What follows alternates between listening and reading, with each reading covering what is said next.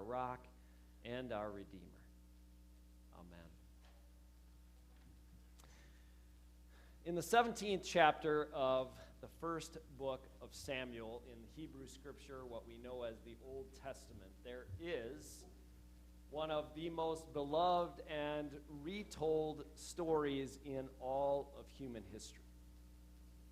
It is a story that has become so embedded in our culture that at this time of year, especially as it's kickoff weekend for the NFL and for a lot of other sports, we start to hear echoes of this story about the underdog, the one with the impossible odds, teaming together, working together, and overcoming those odds and defeating the giant, or in some cases, literally the giants in the NFL.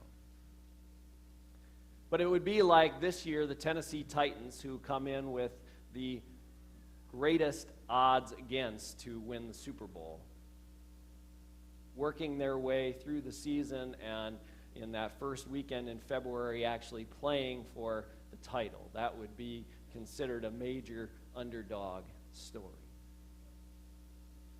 And in the first book of Samuel, in that 17th chapter, we hear this story about a young shepherd boy. Small in stature, not given much consideration, especially as a warrior or as a champion, who is off tending the sheep as his three brothers are preparing to go to battle with their king against a people called the Philistines. Now, the Philistines were seafaring people. They came from the island of Crete, and they had settled on the coast of Israel. And if we look at our geography, we know that in Israel, yes, there are deserts to the west and even some to the north and south, but in the coastlands and in the Fertile Crescent area, there is just these unbelievable valleys, places where just about anything can grow. There are beautiful vineyards there now. There are these lush grasses and lush prairie areas, good areas for farming. Olive trees proliferate. So it was key land. Always has been, always will in that area of the world where things don't always grow in that abundance. And we find throughout the whole biblical text, and we know even today, there is still fighting going on over that particular land. The Philistines wanted it. The Israelites wanted to defend it and hold on to it. And there became a time when the clash was about to happen. And King Saul brought out his men, his warriors, and they all formed camp upon the northern ridge right up here in the valley of Elah. And the Philistines camped on the southern ridge, leaving this beautiful valley in between with a creek bed running through it. Now, neither of these sides were dumb. And they had smart, capable leaders. They both knew battle strategy. They knew that if one army descended into the valley and tried to take the other hill, that was going to really be a suicide mission. I mean, it was going to mean instant defeat. And so there was a stalemate. The Israelites on their mountain, Philistines on their mountain.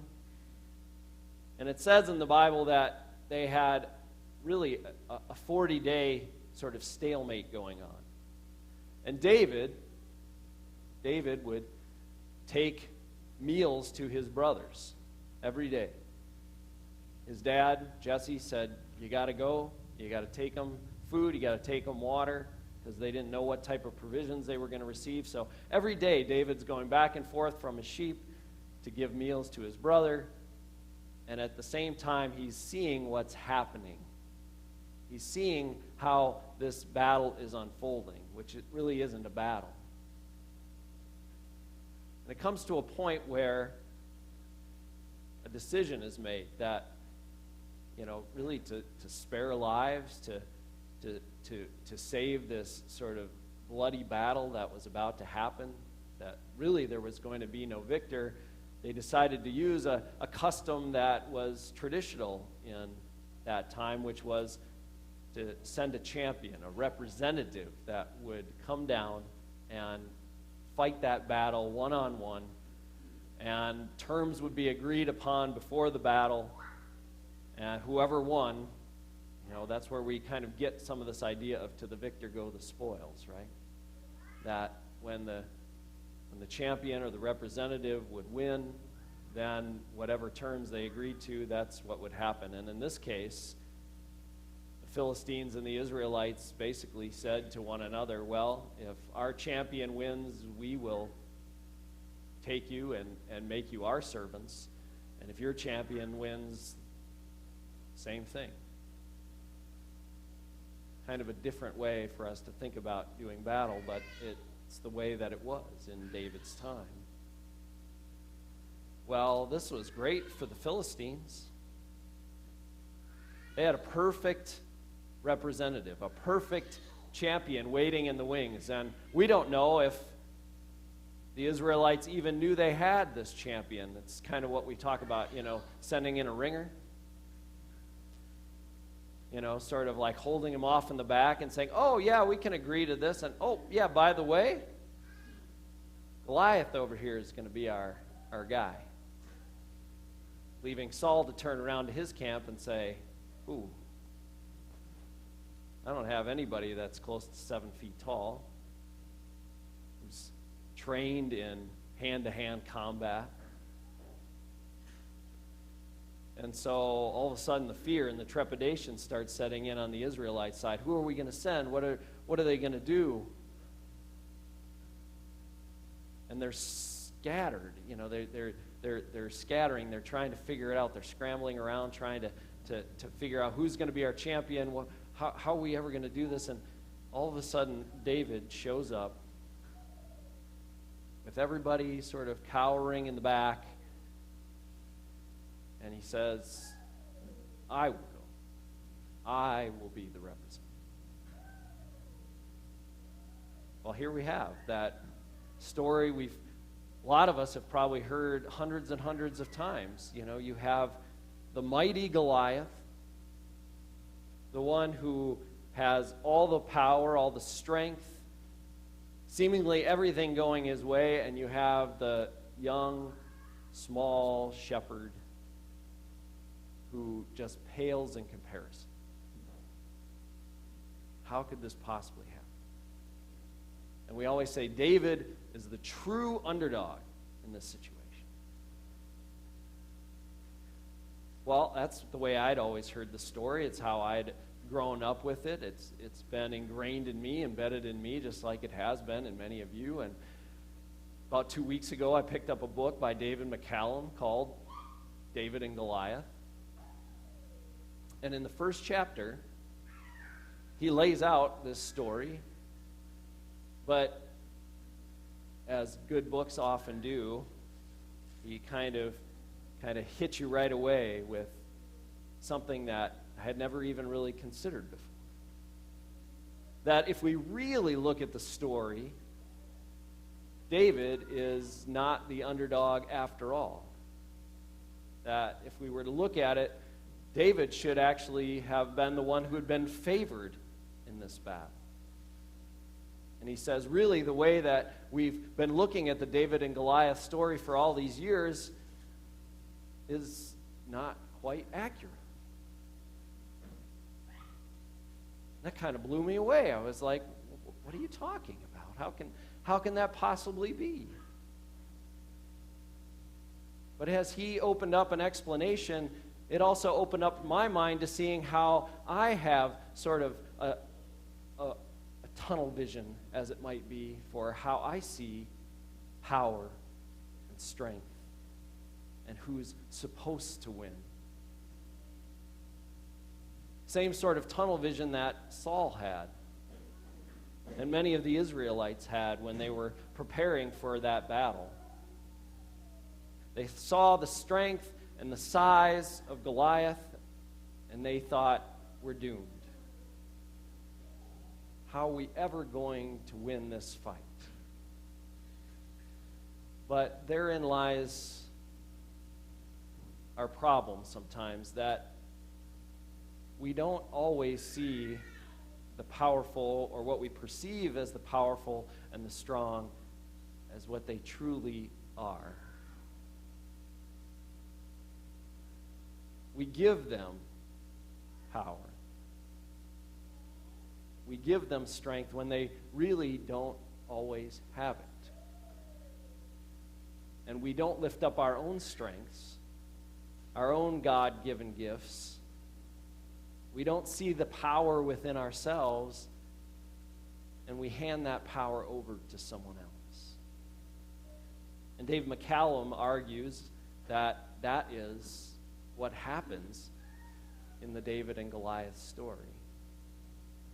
That's how we're reading it, that's how we're seeing it, and that's why we view David as the underdog. But in reality, David has some amazing strengths that don't even come out until after, or we don't realize until after the battle is already won. Because you see, Goliath is an infantry man. He's a foot soldier. And in David's time, there were 3 different types of soldiers. There were the cavalry, those who rode the horses, those who sort of charged at the front of the line. There were infantry soldiers, those that came along and were the foot soldiers and did the sole hand-to-hand combat. And then there were the projectile warriors, the archers, and the stone slingers. People that could be deadly with their weapon at up to 100 yards. And when you kind of played the chess match of all these different soldiers, it kind of was like a game of rock, paper, scissors. Who's ever played rock, paper, scissors before? You know that there's something that always defeats something else, right?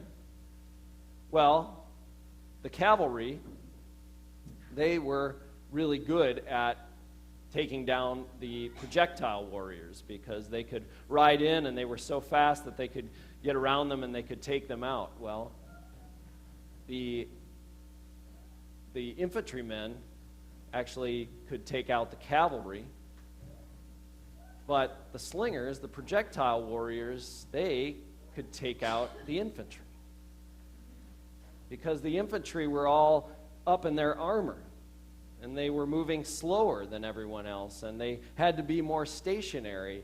And an archer or someone who could sling from 100 yards away could have a really good chance of taking down an infantryman. And so when David volunteers, he's already got one stone in his belt, so to speak. We find out that he is actually a very skilled projectile warrior. And he's fast and he's nimble. And Goliath, we tend to think, well, man, if he's a great soldier, he's got to be, real flexible. He's got to be like one of these Spartans we see in like the movie 300 or something, who can, leap over people. Well, that's not what the biblical story tells us.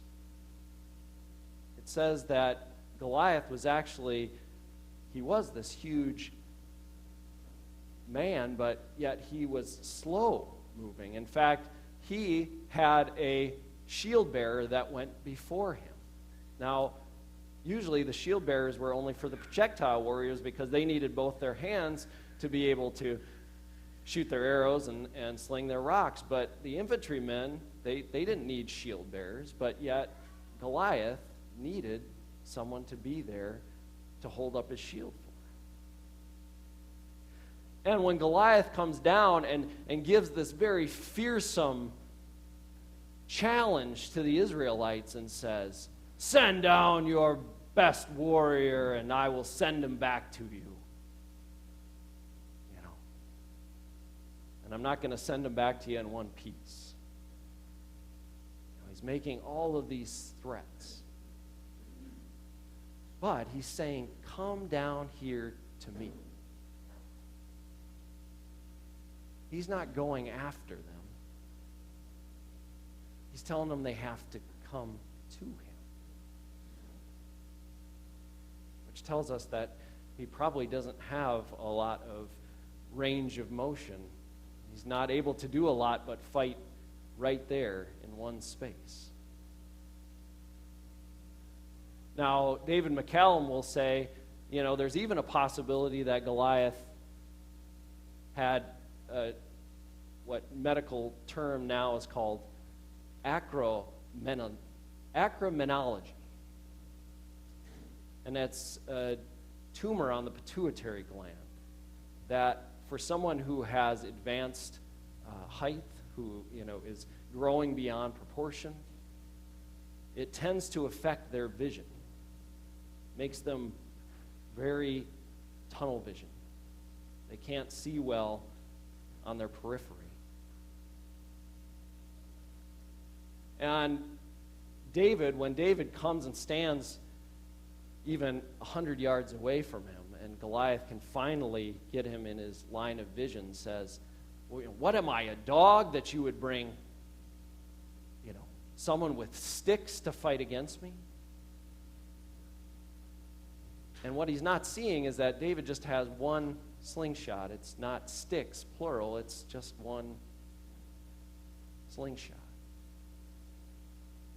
And David, probably right there, knows that now he's at the advantage.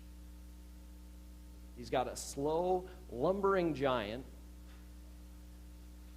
whose only weapon is, yes, a huge sword, but if he doesn't get near him, he can't get him, right? And so David comes up with a new strategy. Even though Saul wants to load all of this armor onto him and weigh him down, David says, "That's not me. That's not how I fight. That's not how I do this. That's just going to hold me back. That's your way of fighting. That's the traditional way of fighting, to think that, you know, in order to battle this, I'm going to have to go by traditional means, by traditional methods." But no. David decides, I'm going to use my weapon, what I'm skilled at.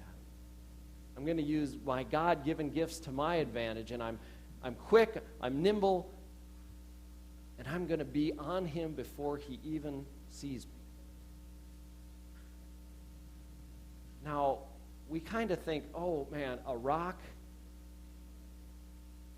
from a slingshot, how is that really going to do damage? But we have this traditional understanding that David just stayed there and went like that. But what he really did was he's got it wrapped in that sling, and he is whipping it and letting it go at a force that, if close enough, can mimic the same force that a bullet coming out of a small handgun.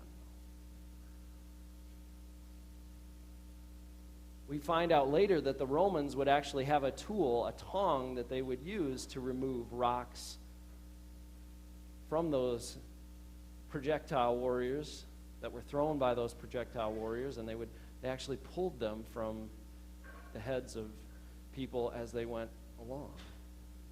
So we know that this wasn't just a one-time weapon that was used, but that David knew how to use this and was able to do it in a way that would cause hurt and harm. And now Goliath, we're told, he's in this huge bronze armor, and he is from head to toe, but the only vulnerable place is right between the eyes.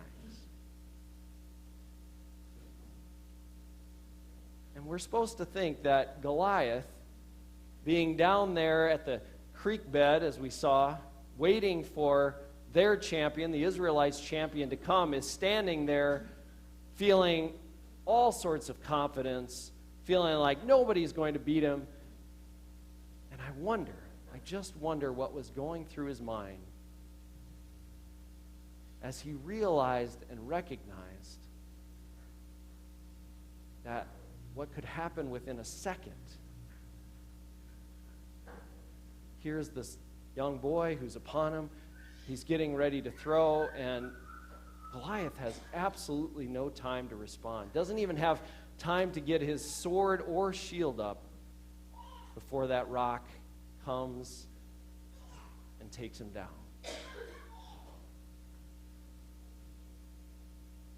So who's the true underdog here? Is it really David?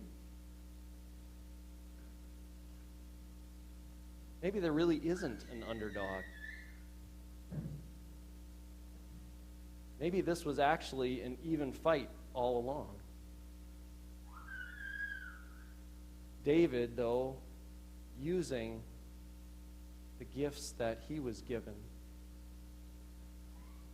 and also, and more importantly, doing this because he had the courage and the confidence because he knew he was doing it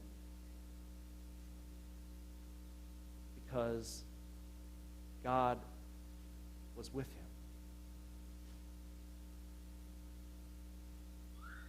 He was doing this because he was given the courage and the confidence by God to overcome a literal giant.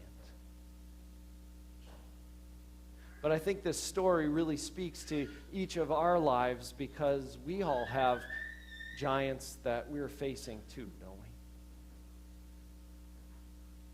we? We have things that seem that there are impossible odds standing in our way.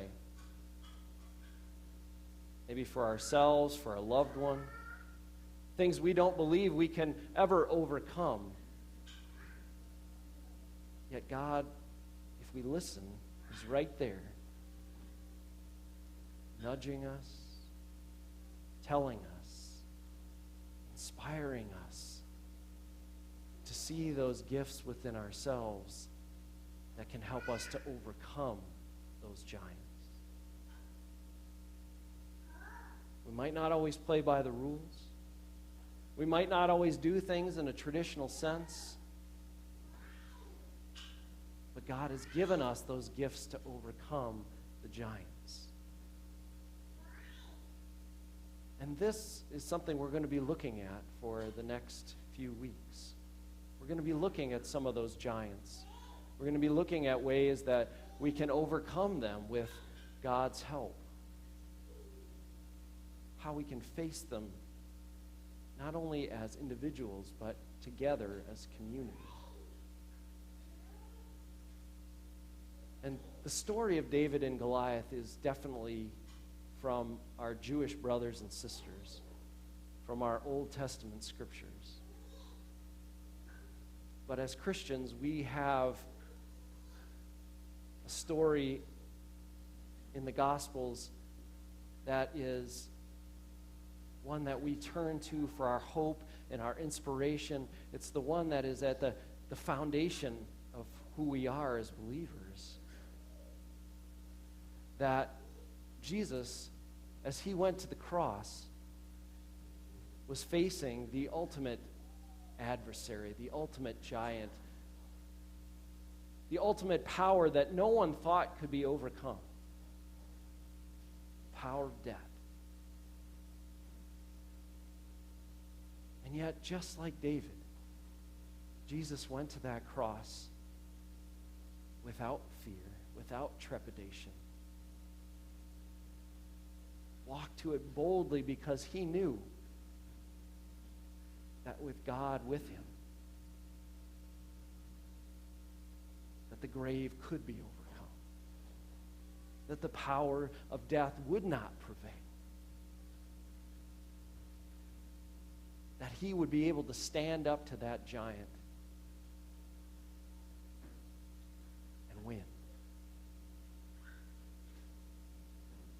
that tells each and every one of us that we will win too. That those we love who have gone before us, they too have experienced that ultimate victory.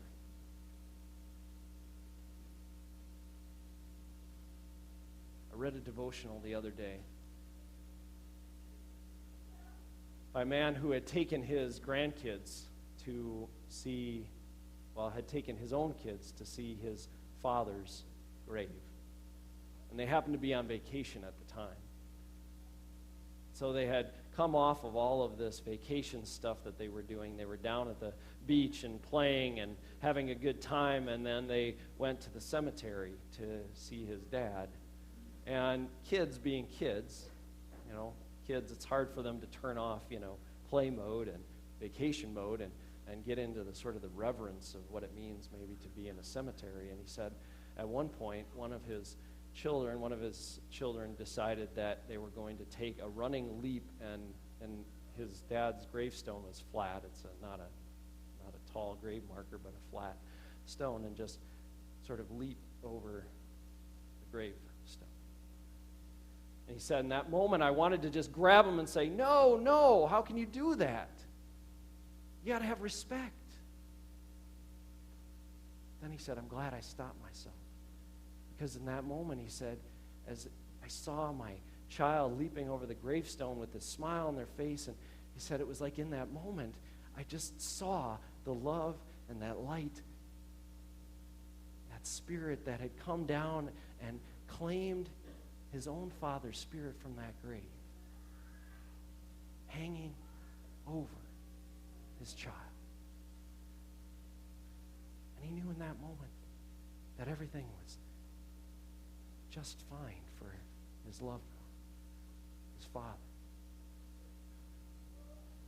But also that his own child was called and loved and claimed by Christ.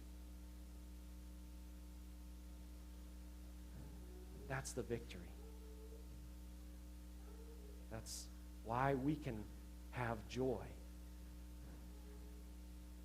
Because the giants have been overcome. Amen?